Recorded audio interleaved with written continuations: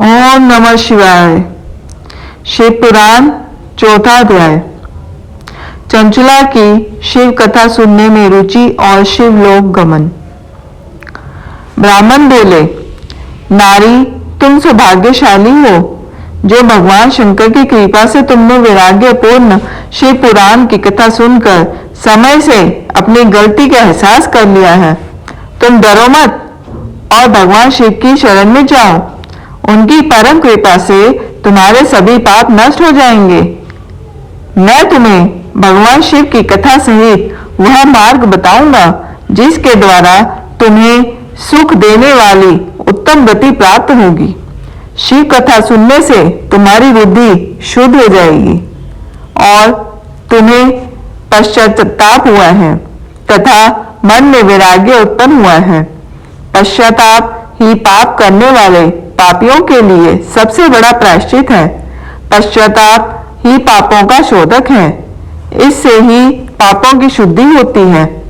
सत्पुरुषों के अनुसार पापों की शुद्धि के लिए प्रायश्चित पश्चाताप से ही संपन्न होता है।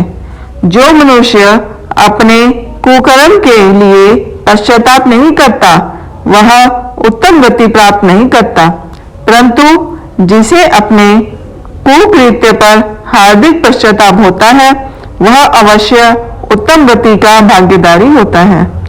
इसमें कोई शक नहीं है। शिव पुराण की कथा सुनने से चित्त की शुद्धि एवं मन निर्मल हो जाता है। शुद्ध चित्त में ही भगवान शिव व पार्वती का वास होता है। वह शुद्धात्मा पुरुष सदा शिव के पद को प्राप्त होता है। इस कथा का श्रवण सभी मनुष्यों के लिए कल्याणकारी है, अतः इसकी आराधना व सेवा करनी चाहिए। यह कथा भव बंधन रूपी रोग का नाश करने वाली है।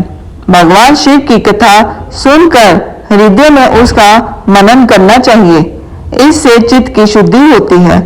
चित्त शुद्धि होने से ज्ञान और वैराग्य के साथ महेश्वर की भक्ति निश्चय ही प्रकट होती है तथा उनके अनुग्रह से दिव्य मुक्ति प्राप्त होती है। जो मनुष्य माया के प्रति आसक्त है वह इस संसार बंधन से मुक्त नहीं हो पाता। हे ब्राह्मण पत्नी, तुम अन्य विषयों से अपने मन को हटाकर भगवान शंकर की इस परम पावन कथा को सुनो। इससे तुम्हारे चित्त की शुद्धि होगी और तुम्हें मोक्ष की प्राप्ति होगी। जो मनुष्य निर्मल हृदय से भगवान शिव के चरणों का चिंतन करता है उसकी एक ही जन्म में मुक्ति हो जाती है। सूत जी कहते हैं, शौनक, यह कहकर वे ब्राह्मण चुप हो गए। उनका हृदय करुणा से भर गया।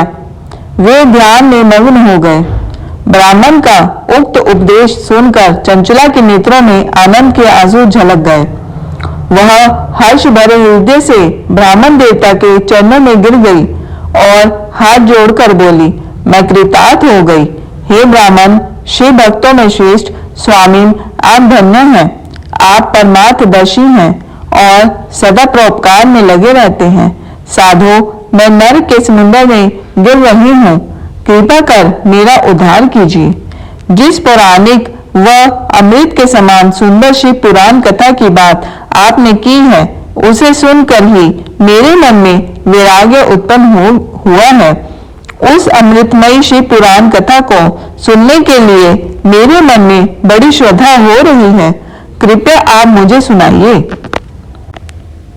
सूर्य जी कहते हैं, शिव पुराण की कथा सुनने की इच्छा मन में लिए हुए चंचला उस ब्राह्मण देवता की सेवा में वहीं रहने लगी।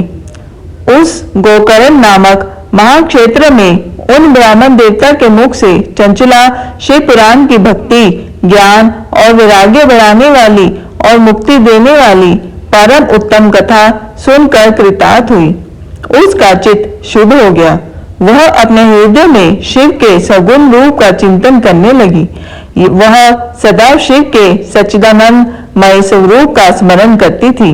तत्पश्चात अपना समय पूर्ण होने पर चंचला ने बिना किसी कष्ट के अपना शरीर त्याग दिया।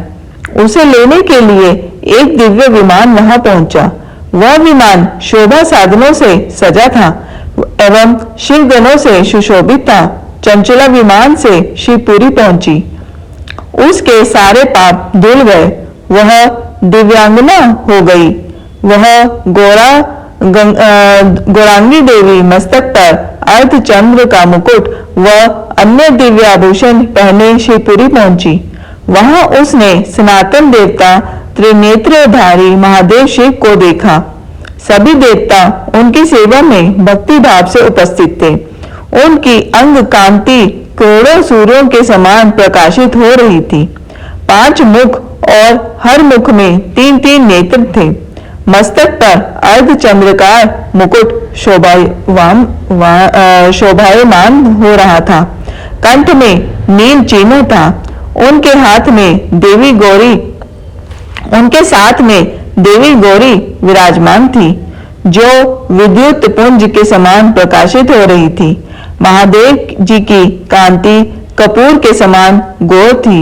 उनके शरीर पर श्वेत वस्त्र थे तथा शरीर श्वेत भस्म से युक्त था। इस प्रकार भगवान शिव के परम उज्जवल रूप के दर्शन कर चंचला बहुत प्रसन्न हुई। उसने भगवान को बारंबार प्रणाम किया और हाथ जोड़कर प्रेम, आनंद और संतोष से युक्त हो विनीत भाव से खड़ी हो गई। उसके नेत्रों में आनंदाश्रुओं की धारा बहने लगी। भगवान शंकर व भगवती गौरी उमा ने करुणा के साथ सौम्य दृष्टि से देखकर चंचला को अपने पास बुलाया। गौरी उमा ने उसे प्रेम पूर्वक अपनी सखी बना लिया। चंचला सुखपूर्वक भगवान शिव के धाम में उमा देवी की सखी के रूप में निवास करने लगी। अगला अध्याय सुनने के लिए हमारे चैनल को सब्सक्राइब करें। धन्यवाद।